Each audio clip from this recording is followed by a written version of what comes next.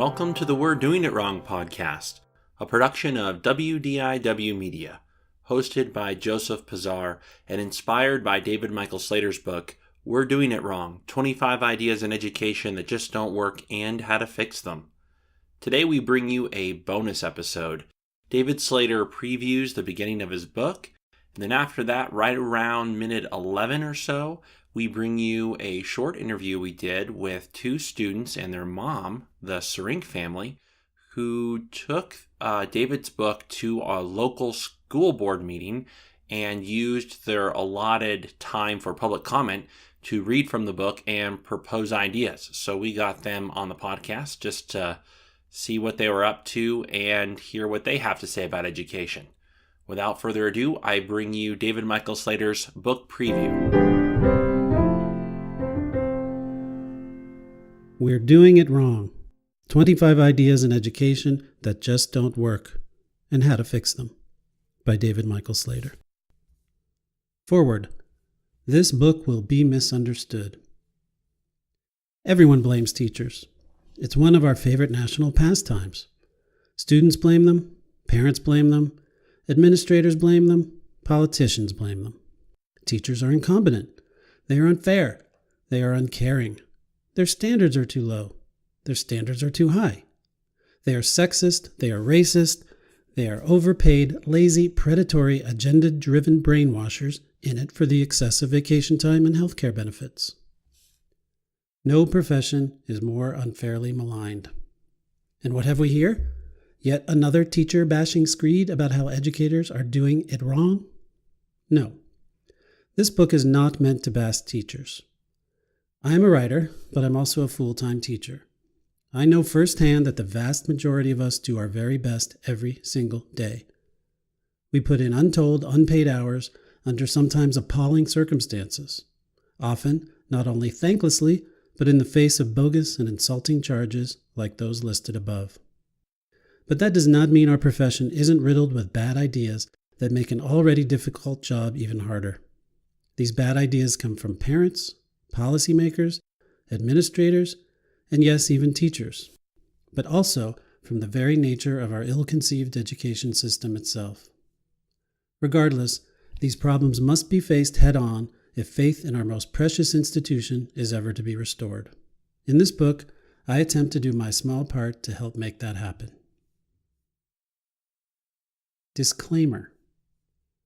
I taught 7th grade English for 13 years in a large Oregon school district. My students were predominantly of low socioeconomic status.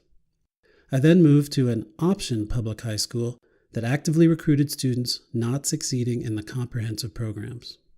I taught dual credit college writing courses there for 3 years, and during that time I was honored as the City of Beaverton's Educator of the Year.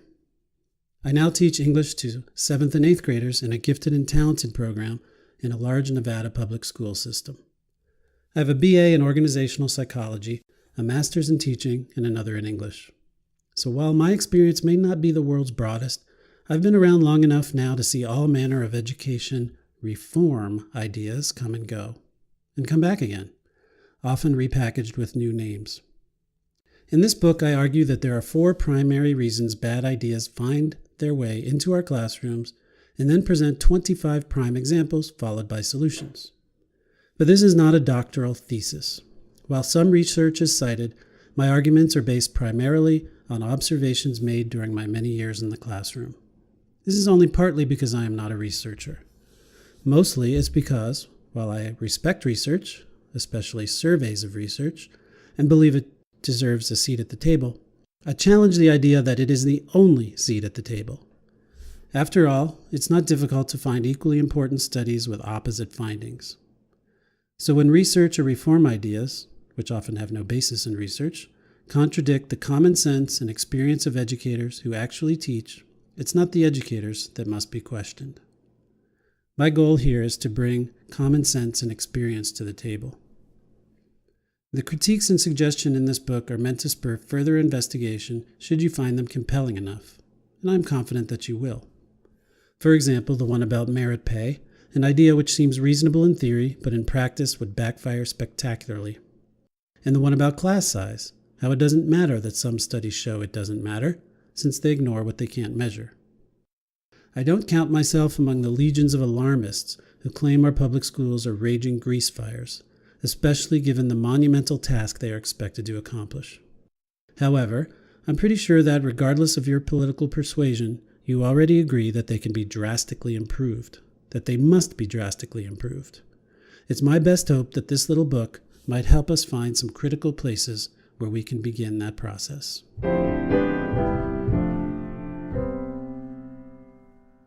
Introduction. Idea number 1. Perhaps the most obvious and disturbing reason that ideas in education turn out to be duds, or much worse, is that they are so often conceived by people who have no training in education. Is there any other profession so powerfully influenced by people with no background in it? Is there any other field of endeavor that pretty much everyone thinks they are qualified to weigh in on authoritatively? Consult the resumes of your local school board. It's very likely that not a single member has a degree, let alone any practical experience in education. It defies reason that actual educators are so seldom represented when education policies are set. Idea number 1. When people with no training in education set education policy, bad ideas will find their way into classrooms. Idea number 2. Politics contribute to bad ideas reaching our classrooms in another way. Because the truth is often politically inexpedient, lawmakers frequently set education policy that flies in the face of reality, and thus educators find themselves forced to pretend things are true that simply aren't. And here we may already have the explanation for why teachers are so rarely involved in education policymaking. For example, teachers these days must affirm that all students in their classrooms can be educated to the highest standards, say to college readiness, no matter what challenges their students face, which is just not true. Admitting this does not equal giving up on anyone. No one requires doctors to declare themselves capable of bringing everyone in their care up to a minimum high standard of health, that they will leave no patient behind. Rather, medical professionals take an oath to try their best and to do no harm. And no one accuses them of not caring about the sickest people they treat, even if they literally die. Acknowledging the limitations of public schools would change nothing but our orientation to reality. Similarly, educators must pretend they are capable of providing equally effective service to sometimes 40 or more students in a single class. Forget who's hungry, abused, homeless, or taking drugs, with skill levels ranging from nearly illiterate to several years beyond grade level, which just can't be done. But guess what? Politicians know all of this perfectly well. So why do they regularly set standards they know cannot and will not be met? Because they may not be reelected if they appear not to believe everyone can reach the top.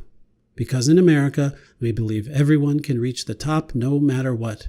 In fact, it's un-American to suggest otherwise. We need only to hold the right people accountable to make it happen. The inevitable result? Failure. And more blame for teachers. After which the standards are changed, or more likely renamed, and we do the dance all over again. The only constant is blaming teachers. Idea 1 plus Idea 2. When people with no training in education set education policy, and politics force teachers to ignore reality, bad ideas will find their way into classrooms. Idea number 3. Teaching is a science. In fact, all good teachers are scientists. They assess educational needs, experiment with pedagogy, test the results, and then adjust accordingly. But far more than it is a science, teaching is an art. Our blindness to this truth is the third reason so many bad ideas trickle down into our classrooms. The ramifications of viewing teaching strictly as a science cannot be overstated. First, it's partly responsible for our general cultural disrespect of teachers, who are essentially viewed as replaceable factory workers who need only to follow precise instructions to produce the desired results. Second, because we think teaching is primarily a science, we foolishly imagine that when an idea is proven effective in one circumstance, it must therefore work everywhere. Third, this notion is the reason we are standardized testing our students to death. And finally, because we have no regard for the art of teaching, Brilliant, creative, artistic teachers are leaving the profession in droves. Idea 1 plus idea 2 plus idea 3. When people with no training in education set education policy, when politics force teachers to ignore reality, and when teaching is viewed as more of a science than an art, bad ideas will find their way into classrooms. Idea number 4. One more thought before we dive in. Sometimes perfectly good ideas make their way toward classrooms, only to go bad when they get there. This happens for a couple of reasons.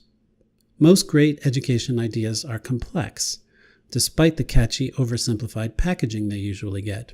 Recently, growth mindset. Teachers often don't have enough time to learn more than a superficial version of these ideas, and so they implement them poorly. Or just as likely, they are instructed by their administration to add this new and actually great idea to their already overfilled plates, and the best they can do is a cursory version that does little justice to, or worse, defeats its very purpose. Idea 1 plus 2 plus 3 plus 4. When people with no training in education set education policy, when politics force teachers to ignore reality, and when teaching is viewed as more of a science than an art, bad ideas will find their way into classrooms. Good ideas that reach classrooms will go bad if teachers aren't given time to implement them properly. And I am here with Karen, Tegan, and Avery. Thanks for coming on the podcast, you three. Hi, thanks for having us. Yeah, our pleasure. So it's interesting. I noticed you guys did something quite bold with a school board meeting here recently, and we know that David Slater just wrote a book called We're Doing It Wrong, 25 Ideas in Education That Just Don't Work and How to Fix Them. So tell me about your experience there at the school board meeting. Well, I read the book, and when I was reading this, I read each chapter. I was like, yes, this is happening. Yes, this needs to be fixed. And I thought that this really needs to be shared. So that's why we went to the school board meeting and shared it. How did you guys organize that? It seemed like there was quite a few students who came up and they already had portions of the book that they wanted to read aloud. Did you put that together? Tegan did 100% of it. I just made it look cute. What grade are you guys in? I'm in 6th then. Well, you were in 6th. Yeah. You're going into 7th. I'm going into my freshman year. What caused you to care so much to, and don't get me wrong, I think it's really awesome what you did, but it's maybe not the typical thing a 7th and 9th grader would take their time to do. So what prompted you to not only read a book about education, so there's one thing on your own volition, but also take it into such a public setting? Well, I'm going to have Mr. Slater, I think, next year and the year after.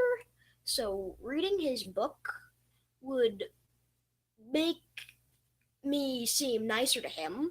I mean, it'd show that I care, and that's something I'd want. Yeah, I have Mr. Slater as an English teacher, and I was like, oh, he wrote this new book. I'm going to read it. And then as I was reading it, I was like, this is 100% true. We need this to happen. Got it. So you were one of his current students, and then on the other hand, you're getting ready to join one of his courses. So you thought it would be a great way to start off. Smart move. So tell me then, I watched some of the video footage from the meeting because it ended up, I think, every meeting's recorded, and you both appeared pretty passionate about education generally, not just your own education, but concern for the entire system. So I'm wondering, where does that passion come from? Because I was given the impression that you weren't there just about you. You were there for every student in the country. So why do you care about the whole system as it stands now? We think that we are one whole world. Now, if the education system is improved overall, then that means that everyone in the end benefits. So we thought, if we were just fighting for ourselves, it'd take just about as much work to fight for everyone.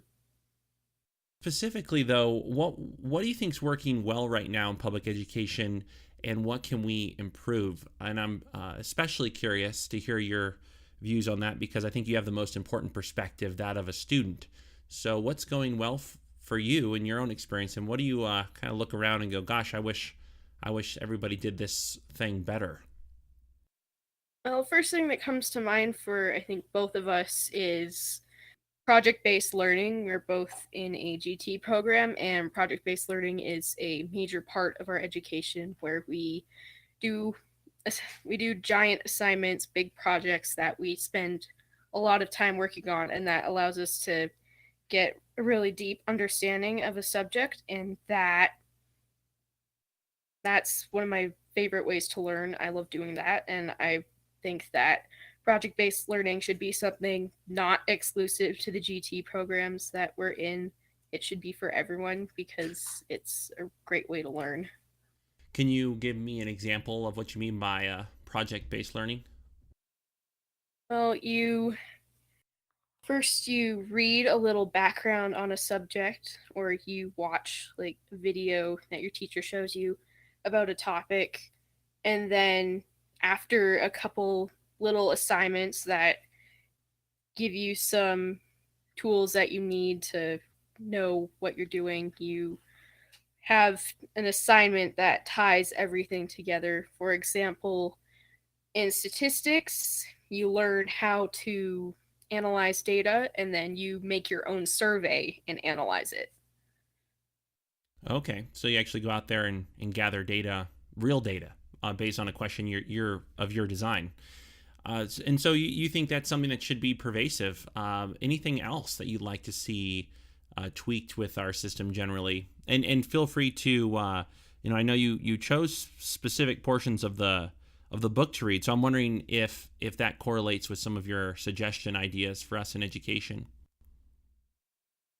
Yes, we do have some.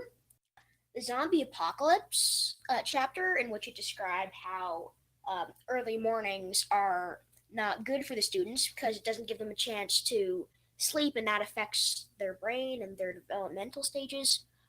And this affected us because we school started at 7:30 for us. That was pretty early compared to a lot of other schools. And I mean, you could just see in the classrooms, everyone was sleeping all the way, sleeping, quote unquote, sleeping, very tired all the way through. So we think that if maybe school started a little bit later, I mean, maybe about 9, then students would be able to be more awake and more engaged in the learning.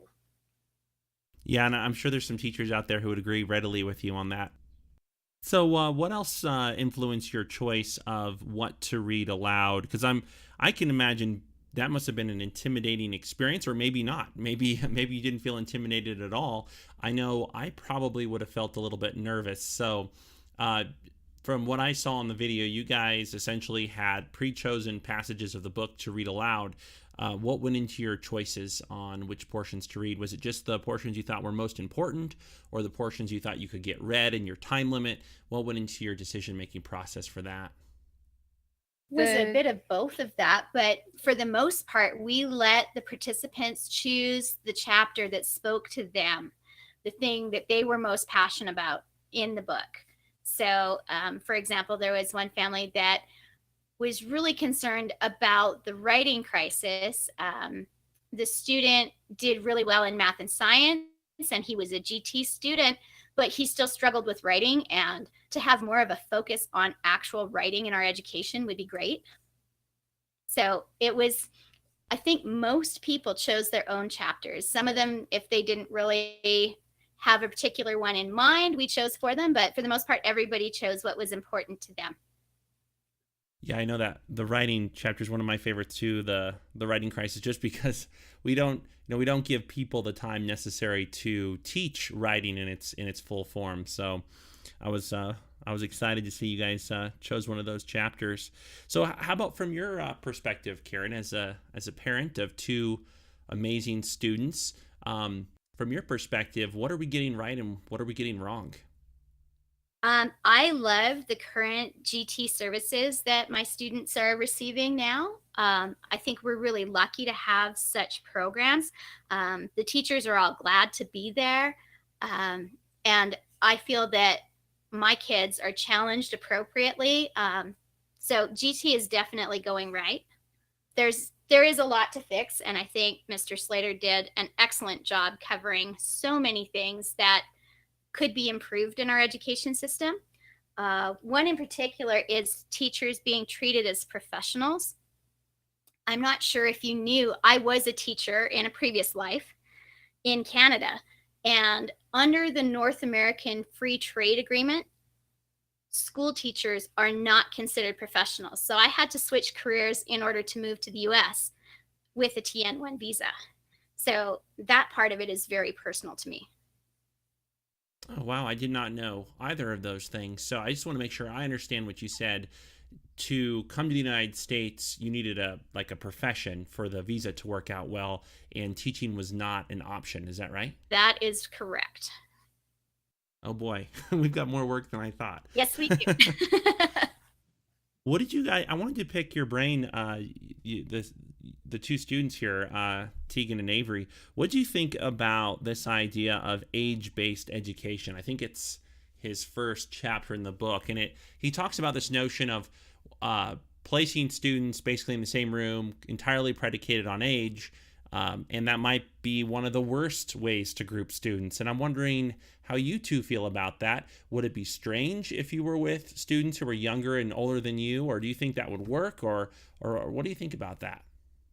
Well, I've actually had a couple points in which I have been moved to classes with older students. I think it was first grade. Yes. For math class, my teacher had me go to the second grade room. And first it was a little bit awkward since I had been used to with all these kids my age, same maturity level-ish. But it makes more sense since school is mostly about learning, and I would argue that our learning levels were near the same then. So you want to group kids by the same learning level and opposed to the same age, which I found works when I've been grouped with older students. And I think today Tegan found out her course selection for her freshman year of high school, and she is going to be in a math class with juniors and seniors. So there is going to be some mixing of ages at the high school level, which I think is great. It would be so nice, though, to see students start off their education career at an appropriate level so that they can experience success and grow at their own pace.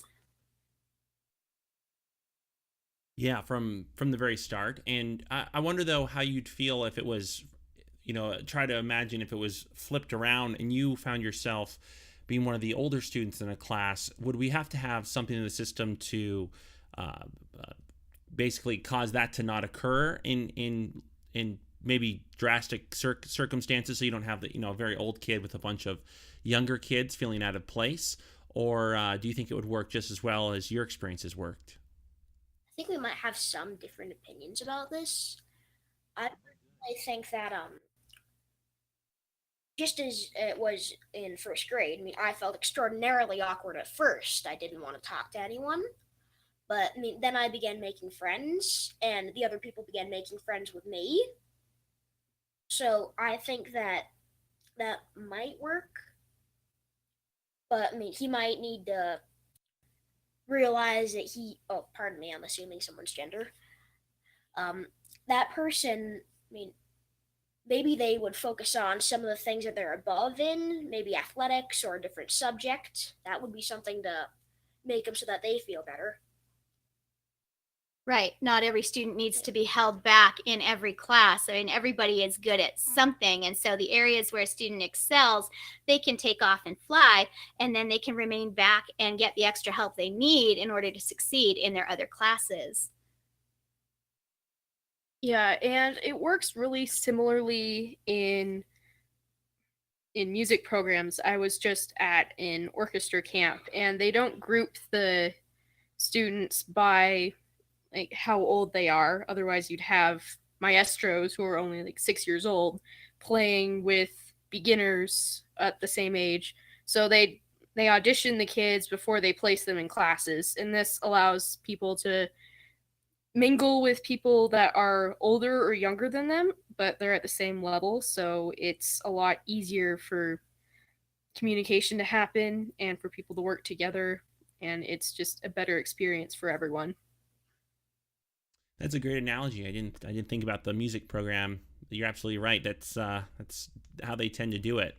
When you were speaking, it made me think of sports as well. Often sports are run similarly, but with maybe age brackets. So you might have like a 8 to 11-year-old group, but in that group, it's flexibly kids are flexibly grouped based on ability. There's another chapter I wanted to pick your guys' brains on, and it was The Sage on the Stage versus Guide on the Side, Student-Centered Education. I think that's chapter 6 from Mr. Slater's book. And you made me think of that chapter when you referenced project-based learning. And so I'm wondering if you think there is, in your experience as students, if it's always better to have a teacher that's kind of more a facilitator who guides you through projects rather than somebody who lectures a lot, or have you had certain teachers that are really good at lecturing and you enjoyed their courses? What are your thoughts on the styles of teaching and of the teachers themselves? Is a wide range of styles necessary, or is there really one style that's superior to the others? Well, I think it really depends on the teaching style. For example, my STEM teacher does a good job at being guide on the side because she gives everyone the resources they need to teach themselves. My science teacher does lectures, but she makes them really interesting. So she's great at being sage on the stage. It really just depends on the teaching style and what the teachers are comfortable doing. I think that our father as well, our dad, every dinner conversation is either about how politics works, some sort of science lesson. It's just about always a lecture. But we learn a lot more from him than a lot of other places. I mean, if he were maybe just going through helping us research, I don't think that we would get as much from just a lecture. But then again, there comes to a point where it's writing or something, where teachers can help students develop skills right next to them, which I think it's important to have a mix of both. Then agree with Tegan. Sounds like I need to come to family dinner and learn some stuff. You're welcome anytime. Well, thanks. And I wanted to also ask you about this idea of introversion and extroversion. And I have an opinion on this. I think generally the school environment tends to be a little bit better for extroverted students and maybe not designed so well for introverted students. And I'm wondering if you would agree with that and why or why not you might agree with that. Well, I think the school does favor extroverted students just because the way it's designed and why people, like teachers, generally use a lot of group work. But I think as an introvert myself personally, I don't work well with a lot of extroverts. But if you allow introverts to work with introverts, oftentimes they turn into extroverts just in that little group of people because they think similarly. So if there was a little freedom in who got to work with who, not just placing really quiet people with really loud people, then I think it would work. Group work would work a lot better and both groups would benefit. I personally disagree with Tegan. I think that schools are better for extroverts because society is. The schools were just based off of what society was accepting. I think that in the society that we live in now, being an extrovert will be more helpful because you're able to work with people better. And I think it's something that schools have done really well. They've molded to what society needs. They've molded to what society wants them to be. Interesting you mentioned that school is just a reflection of society and you think society favors extroverts, but I also was struck by the point you made. Was it Tegan who made this point that an introvert in a group of introverts will often rise to become an extrovert, so to speak? Yes, yeah. I've actually seen. Yeah. So. Yeah, and I'm wondering if you've had any personal experience with that, or if you would classify yourself as kind of being extroverted or introverted or something in between, or how you came to such an astute observation. I have always been an extrovert my entire life. Um, I came to this observation because the teachers always said you have to learn to work with people even you don't like, since you're going to work with someone eventually, most likely. So that made me think that the schools, I mean, they were helping us. They were helping us to get ready for the real world, and this made me first begin to think that the society, our American society, favored extroverts.